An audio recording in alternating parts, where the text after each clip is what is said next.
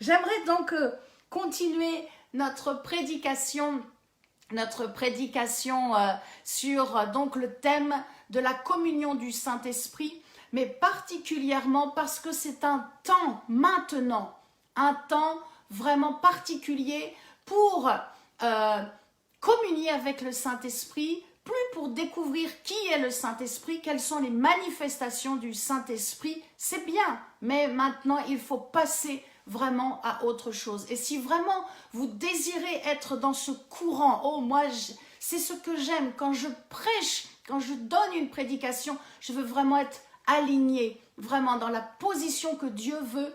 Je veux vraiment être dans le courant, là où le courant de l'air frais du Saint-Esprit passe pour donner ce que vous attendez comme réponse. Et en ces temps, Dieu attend une réponse de nous-mêmes. Dieu attend une réponse du corps de Christ que nous sommes. Parce que Jésus vient bientôt. Il vient bientôt chercher, alors on dit toujours, et excusez-moi pour ce terme hier de l'épouse, mais bien sûr nous ne sommes pas encore l'épouse, nous sommes les vierges et nous allons en parler ce soir, mais nous sommes l'épouse par la foi, puisque nous allons nous marier avec Christ et nous vivrons donc les noces de l'agneau. Pour l'instant, nous sommes encore sur terre et nous sommes encore les vierges. Nous allons en parler dans la parabole de Matthieu tout à l'heure, Matthieu 25. Je salue ma famille, je salue qui est en train de regarder ma maman qui, je suis très très touchée, très émue. Et je salue aussi mon bien-aimé frère Freddy, oh un excellent musicien. Allez vous connecter sur la page Facebook de Freddy Maître, c'est vraiment, il a un don extraordinaire. Il est comme Terry McCalmon, il nous emmène vraiment dans l'adoration très très rapidement. Oh, je bénis vraiment les ministères. Vous savez, les musiques que nous mettons souvent en fond sont les musiques de Terry McCalmon.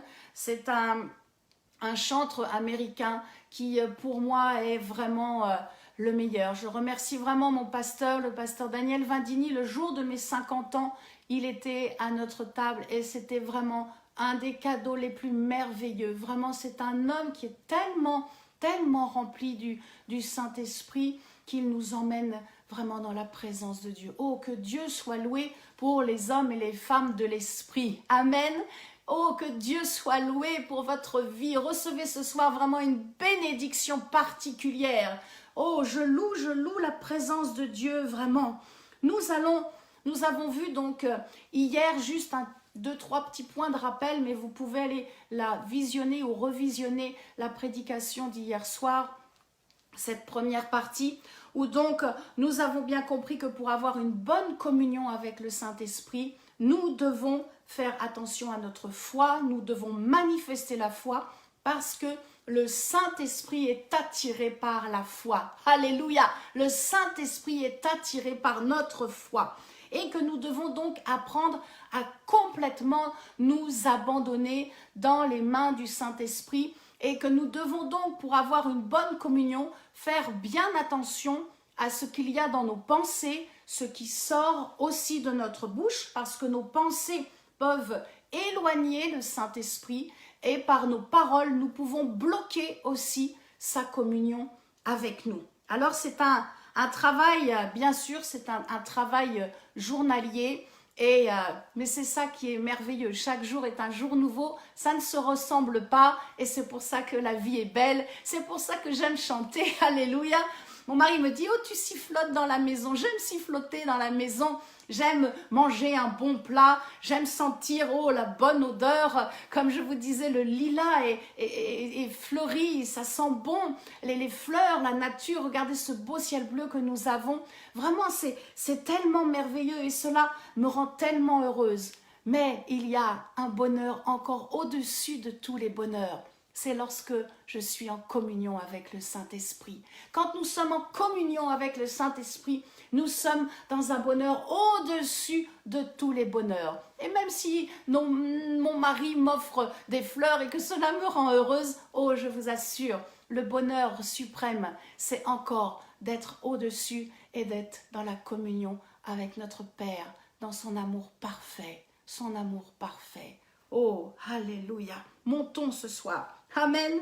Montons dans la gloire de Dieu. Montons dans cette félicité merveilleuse. Est-ce que vous êtes prêts? J'espère que vous êtes bien installés. Alléluia. Amen. Est-ce que vous pouvez dire avec moi ce soir, je monte dans la présence de Dieu. Je monte encore plus haut dans la présence de Dieu parce que j'affectionne le Saint-Esprit. Amen. J'affectionne le Saint-Esprit. Oh, alléluia. Nous avons vu donc hier les 2 premières clés. Ce soir, donc, je vous donne la 3e clé. Amen. Alléluia.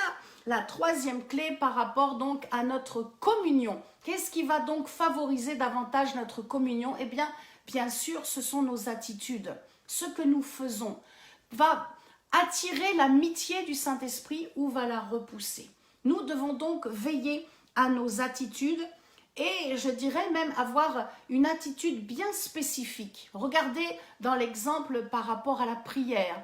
Quand je vais pour prêcher l'évangile et évangéliser en plein air. Oh, j'aime cela. J'aime évangéliser en plein air en Afrique. Et même si pour l'instant le confinement ne le permet pas, je sais que bientôt, bientôt, je vais retourner en Afrique et je bénis les Burkinabés, Wendaningi Baraka, et je bénis tous mes amis aussi au Togo et au Bénin, au Gabon. Vraiment, nous bénissons le peuple africain. Vraiment, nous allons aller encore plus haut ce soir. Alléluia, alléluia. Quand nous prions donc pour, par exemple, le salut de nos bien-aimés, quand je vais pour aller donc évangéliser, eh bien, je me mets vraiment sur mes genoux et je me mets dans une attitude vraiment pour intercéder. J'intercède pour eux. Dans les larmes, je pleure pour eux parce qu'ils sont perdus. Parce que si l'onction ne m'accompagne pas, ils risquent de continuer d'aller en enfer. Je dois aller absolument pour les sauver. Et donc je crie, je pleure à Dieu. Mon attitude va être différente lorsque nous adorons Dieu. Là, par contre, oh, mes bras vont être levés. Je vais adorer mon Dieu. Mon attitude est différente. Et quand je vais pour combattre, eh bien là, je prends toute la place dans la pièce où je suis et je marche et je menace et je chasse dans le nom de Jésus-Christ. Notre attitude est différente. Eh bien, c'est la même chose. Lorsque nous communions avec le Saint-Esprit, nous devons avoir aussi une attitude agréable, être à son écoute. Et le Saint-Esprit vous mettra à cœur dans quelle attitude vous devez vous trouver en sa présence. C'est pour cela qu'il est important. Il est important aussi d'avoir cette attitude de concentration. Oh, les Anglais disent tout, les anglophones disent focus. Et c'est vrai d'être concentré. J'ai vu une fois un message du pasteur Bénin qui disait ne laissez rien vous perturber. Et je crois que ce soir, le Saint-Esprit veut vous montrer qu'il ne doit rien avoir qui vous perturbe dans votre communion avec le Saint-Esprit. Il faut couper le téléphone. Si vous avez un petit animal de compagnie, il faut l'écarter de la pièce. S'il y a d'autres personnes dans votre maison, il faut leur apprendre à respecter votre temps avec Dieu. C'est ce que j'ai fait pour mes enfants. Lorsqu'ils étaient tout petits, je me mettais à part, j'allais dans ma chambre, c'était mon lieu de prière, et les enfants rentraient comme ça dans la chambre et je leur ai appris. Je leur ai dit, les enfants, là, maman, elle a un temps avec le Seigneur. Là, maman, elle a un temps avec Dieu. Donc, il faut respecter. Donc, soit vous vous installez, vous faites un jeu tranquille, vous allez dans vos chambres, mais vous faites pas de bruit. Vous respectez vraiment mon temps avec Dieu. Et aujourd'hui, ce sont eux qui prient aussi dans leur chambre personnelle. Oh, je loue l'Éternel pour toutes les mères que nous sommes et qui apprenons à nos enfants à respecter l'intimité que nous avons avec le Seigneur. Alors, bien sûr, nous avons à prendre position et c'est peut-être un peu plus difficile dans ce temps de confinement, mais peu importe, dans votre maison, vous devez vraiment prendre position qu'on respecte le temps où vous priez et comment vous priez, que vraiment les gens ne fassent pas n'importe quoi pendant que vous êtes en train de prier. On doit vraiment, c'est pas imposer, mais c'est quelque part dire, voilà, respectez mon temps. Là, je vais prier pour vous, donc respectez mon temps. Voilà, c'est quelque chose vraiment de très important. Je voulais vous partager un témoignage de ce que j'ai vécu en ce début de semaine. Et je commençais à prier et même déjà au lever, je sentais vraiment une oppression sur moi, une oppression au niveau spirituel, mais aussi une oppression, vous savez, physique. Il y a des fois, ça nous serre comme ça au niveau du thorax. Et je commençais à dire, oh, au nom de Jésus-Christ, et je commençais peut-être à combattre. Et le Saint-Esprit m'a dit, hey, stop, prends ce psaume, lis-le et bénis Dieu. Et là, dans mon esprit, j'ai dit, mais comment je vais pouvoir bénir Dieu avec tout ce que je sens là, ici? Mais j'ai obéi. J'ai pris ma Bible, j'ai lu le psaume que le Saint-Esprit me disait, et tranquillement, j'ai commencé à bénir l'Éternel, à remercier Dieu. Et j'ai reçu vraiment une vision où j'étais dans une forêt et autour de moi étaient vraiment des arbres touffus, épineux, remplis de méchanceté.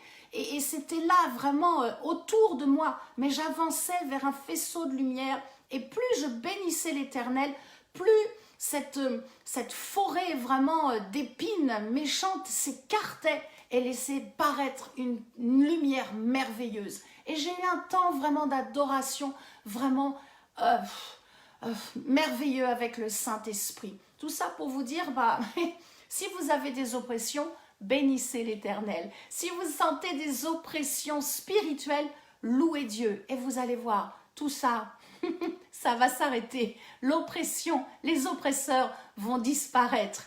Amen. Alléluia. Il ne faut donc pas chercher à faire par nous-mêmes, mais il faut laisser le Saint-Esprit prendre vraiment le contrôle. Comme je vous ai dit hier, un abandon total. Abandonnez vraiment la partie. Je vous assure, lui, il sait comment vous emmener dans la victoire. Il sait comment vous emmener dans ce qui est merveilleux. Oh, que toute la gloire soit pour lui, que toute la gloire soit pour le Saint-Esprit. Voilà donc que nous comprenons que ce que nous pensons, ce que nous disons et ce que nous faisons va déterminer une bonne ou une mauvaise communion avec le Saint-Esprit. Je le crois en tout cas, je le crois pour moi, je le crois pour vous. Je crois que ce que vous dites, ce que vous pensez, ce que vous faites va déterminer vraiment votre communion avec le Saint-Esprit. Si vous êtes d'accord avec cela, vous pouvez le dire avec moi. Ce que je pense, ce que je dis, ce que je fais détermine ma vraie communion avec le Saint-Esprit. Alléluia, amen, amen. Plus j'avance avec le Saint-Esprit et plus je me rends compte que vraiment il faut complètement libérer un abandon total. Il n'y a pas de procédure, il n'y a pas de règles. Il n'y a pas de règles. Avec le Saint-Esprit, c'est la liberté. Et chaque communion est différente et unique. Oh, chaque communion est différente et unique. C'est cela qui fait toute la beauté de rechercher davantage cette communion avec le Saint-Esprit. C'est que à chaque fois, c'est quelque chose de nouveau, quelque chose de parfait. Vraiment un temps où il veut nous embarquer dans la présence et la gloire de Dieu. Oh, quelle grâce nous pouvons vivre, quelle grâce, simplement parce que notre foi s'est enclenchée, le Saint-Esprit a senti la foi et la communion a été possible. Rappelez-vous, c'est votre foi qui détermine la communion avec le Saint-Esprit. Sans la foi, ce n'est pas possible. Il faut donc vraiment manifester la foi, être abandonné totalement et lui faire complètement confiance afin qu'il puisse vous envelopper de l'amour de Dieu et que vous puissiez recevoir tout ce qu'il a décidé de vous partager, de vous donner dans une perfection magnifique. Oh là là là là, je voudrais encore vous donner quelques petits exemples. L'exemple dans la prière.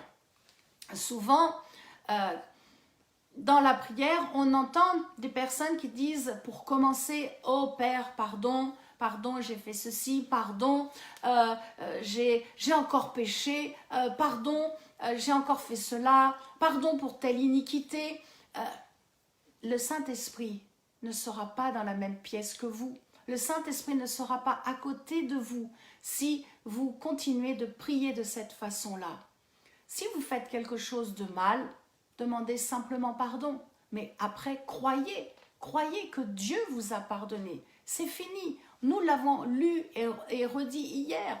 Je vous en supplie, croyez, tout est accompli, tout a été fait par le Seigneur à la croix. Il a tout accompli à la croix. Et tout le péché dans sa globalité a maintenant plus aucun effet sur nous, puisqu'il n'y a plus aucune condamnation pour celui qui est en Jésus-Christ. Oh, je reçois vraiment, il y a des pensées accusatrices qui tombent maintenant dans le nom de Jésus-Christ.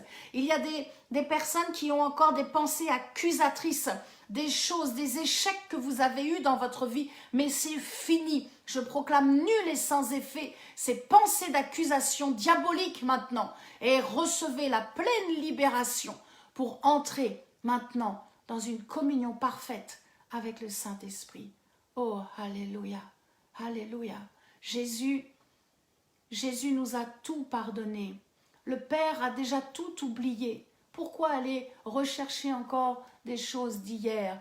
C'est fini, c'est fini. Regardez devant et adorez, remerciez, vraiment remerciez-le. Tout le péché est pardonné.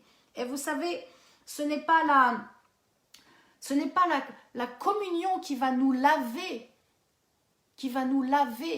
du mal que nous faisons. Non, c'est le sang de Jésus-Christ. Seul le sang de Jésus nous lave et nous justifie et nous purifie. La communion avec le Saint-Esprit n'est pas là pour nous laver. Jésus l'a fait une fois pour toutes et il ne le refera pas parce qu'il n'y aura pas d'autre sacrifice. Il n'y en aura pas d'autre. Et même si les hommes veulent s'embarquer à refaire encore le temple et des sacrifices avec les animaux, nous serons déjà dans la gloire et nous fêterons les noces de l'agneau. Alléluia. Oh, il y a aussi des personnes, des fois, quand elles prient, elles disent « Oh Seigneur, je ne suis pas digne. » Stoppez cela. Stoppez vraiment ces paroles. Cela éloigne le Saint-Esprit. Il n'est plus dans la pièce avec vous parce que vous êtes digne. Si vous avez accepté Jésus-Christ comme le Seigneur de votre vie, vous êtes digne. Vous êtes digne. Nous sommes fils et filles de Dieu. Jésus-Christ a donné sa vie pour que nous puissions avoir l'héritage du Père. Quel est cet héritage? C'est l'héritage dans son entier. Il n'y a pas que la vie éternelle. Il y a aussi la puissance pour guérir les malades. Il y a la puissance de la foi. Il y a tellement de choses que Dieu veut vous donner et veut vous donner encore. Manifestez la foi. Manifestez la foi. Oh, j'aime regarder des prédications de Catherine Kuhlman. Mon anglais n'est pas encore complètement parfait, mais bon, de ce que je peux comprendre, cela vraiment percute dans mon cœur. Mais c'est surtout de voir le rayonnement qu'il y a sur la servante de Dieu, de voir ô combien elle est rayonnante, parce que sa communion avec le Saint-Esprit était tellement merveilleuse. Oh, elle a été très critiquée, elle a été méprisée par les religieux et par beaucoup de femmes, mais elle nous a tellement laissé cette conviction que la communion avec le Saint-Esprit nous rend joyeux. Et nous allons le voir ce soir. Et je proclame ce soir, vraiment, vous allez vous endormir dans une joie que vous ne connaissez pas encore, une joie encore plus profonde, la joie de la communion avec lui. Oh, la joie parfaite, la joie parfaite. Il y a, lorsque nous sommes dans le confinement, et c'est vrai que nous avons du temps pour écouter ou regarder donc des prédications d'autres serviteurs de Dieu, et c'est bien, cela nous apprend aussi à discerner et à évacuer ce qu'il y a de mauvais et à garder ce qu'il y a de bon. Et je vous assure qu'il faut vraiment protéger votre foi. En tout cas, moi, je l'entretiens avec des hommes et des femmes de l'esprit. Je vous encourage à écouter mon père spirituel, le pasteur Daniel Vindini, si vous aimez la parole de Dieu, connectez-vous vraiment. C'est un homme qui aime la parole et qui vous entraîne dans les profondeurs de la parole. Si vous aimez vraiment tout ce qui est au niveau de l'adoration, connectez-vous vraiment à des adorateurs qui sont dans l'esprit. On n'est plus à pousser la chansonnette. Non, non, ce n'est plus ce temps-là. Cherchez vraiment des hommes et des femmes qui aiment le Saint-Esprit. Nous l'avons accueilli tout à l'heure. Amen. Donc cherchez vraiment à être en compagnie, en bonne compagnie. Et il y a donc des fois où je regarde comme vous sur ma page Facebook et je vois des fois des serviteurs ou des servantes de Dieu qui se mettent à crier, tellement à crier qu'on a l'impression qu'ils veulent mettre le point pour que ça rentre, que la parole rentre dans la tête des gens. Et je ne les critique pas, mais je protège ma foi. Et moi, j'aime trop la paix. Vraiment, je vous assure, j'aime tellement la paix. J'aime la paix de Dieu, j'aime la grâce. Alors, je passe et je n'écoute pas. Vraiment, je préfère garder. Oh, je sens vraiment l'approbation du Saint-Esprit. J'aime la paix de Dieu. Et nous devons chercher vraiment des hommes et des femmes qui libèrent la paix et pour vraiment prendre soin de notre foi. Prenez soin, dans ces temps que nous vivons, prenez soin de votre foi. Amen. Alléluia. Oh. Nous allons arriver donc à la 4e et dernière clé. On pourrait dire que la 3e clé avec nos attitudes englobe la 1re et la 2e. La 4e est vraiment très particulière et c'est ce que je vous ai proposé hier. C'est par rapport à la parabole des 10 vierges. J'ai vraiment reçu ça pour le premier jour du confinement où le Saint-Esprit m'a embarqué dans cette parabole. Bien sûr que nous la connaissons tous et j'aime à le redire, nous ne sommes pas l'épouse ou nous le sommes par la foi, mais nous sommes en attente de l'époux de Jésus-Christ parce que Jésus vient bientôt, il vient bientôt. Et je loue l'Éternel pour tous les jeunes parce que vous allez faire un travail encore plus formidable que nous qui sommes là déjà depuis des années. Vous allez gagner des années et vous allez gagner surtout des âmes. Alléluia. Je proclame que vous qui êtes en train de regarder l'endroit où vous êtes, je proclame que vous êtes des gagneurs d'âmes et que le Saint-Esprit va vous révéler comment gagner les âmes par ces temps de confinement, par les temps où nous allons sortir du confinement, par ces temps que nous vivons, n'importe où vous êtes, en France, dans les pays francophones, je proclame que vous allez gagner des âmes pour le royaume de Dieu, parce qu'il y a un temps favorable, parce qu'il y a un temps qui est là maintenant, parce que l'époux vient bientôt, il vient chercher le corps de Christ et nous proclamons que nous allons en gagner par centaines. Je bénis vos vies dans le nom de Jésus-Christ, que ceux qui ont un ministère d'évangéliste soient bénis, que vraiment l'Éternel place des âmes nouvelles sur votre vie et que vous les emmeniez dans le royaume de Dieu, dans la lumière. Oh, que les chaînes de la mort soient brisées au nom de Jésus-Christ et que nous puissions embarquer avec nous toutes ces âmes, les membres de nos familles. Oh Père, je plaide dans cet instant pour ceux qui sont dans nos familles, pour nos voisins, pour les gens qui sont nos collègues de travail. Nous te prions ensemble pour eux. Dans le nom de Jésus-Christ, nous brisons les chaînes de la mort. Je visionne des visages particuliers. Je coupe en cet instant les chaînes de la mort au nom de Jésus-Christ et je les amène à la vie. Je coupe toute influence diabolique du royaume de Satan. Je m'oppose à tout ce royaume de ténèbres, de mal et de méchanceté. Et je proclame la bonté de l'Éternel et la grâce de l'Éternel sur leur vie. Oh, alléluia, alléluia. Là où vous êtes, vous pouvez sentir la grâce que le Saint-Esprit veut vous utiliser. Vraiment, et le Saint-Esprit va vous montrer. C'est cela la communion avec lui. Il va vous montrer ce que vous avez à faire. Les plans de Dieu pour votre vie. Oh, je vais en parler après cette parabole, mais je sens vraiment la foi qui est en train de bouillir et que le Saint-Esprit va vraiment nous montrer dans ces temps particuliers que nous vivons. Il va nous montrer les plans les directions, comment emmener les gens qui sont destinés en cet instant à la mort. Nous avons le pouvoir de changer leur destinée. Alléluia! Nous avons le pouvoir de changer leur destinée. Quelle grâce Dieu nous accorde. Oh, cela ne nous place pas au-dessus. Non, non. C'est le nom de Jésus-Christ. C'est le nom de Jésus-Christ qui est au-dessus de toute chose. Le nom de Florence Biche n'est rien, mais le nom de Jésus-Christ. Par le nom de Jésus-Christ, nous pouvons et nous allons en sauver une multitude. Oh, vraiment, qu'en cet instant, vous soyez encouragés, ne vous minimisez pas. Il n'y a pas que les hommes et les femmes qui sont nommés évangélistes. Non, il y a vous. Vous faites un travail que Dieu voit et que Dieu comptabilise. Je vous assure, oh, nous allons avoir des surprises dans le ciel. Nous allons avoir des surprises, je vous assure. Nous devons être sérieux. Mais je sais que vous aussi, vous faites un travail merveilleux, un bon témoignage dans votre famille. Oh, gloire à Dieu. Lisons ensemble. Je veux vraiment laisser le Saint-Esprit libre. Je ne veux pas suivre en rituel, mais vraiment, nous allons vraiment vivre encore un temps merveilleux dans cette dernière clé. Matthieu 25, versets 1 à 13. Esprit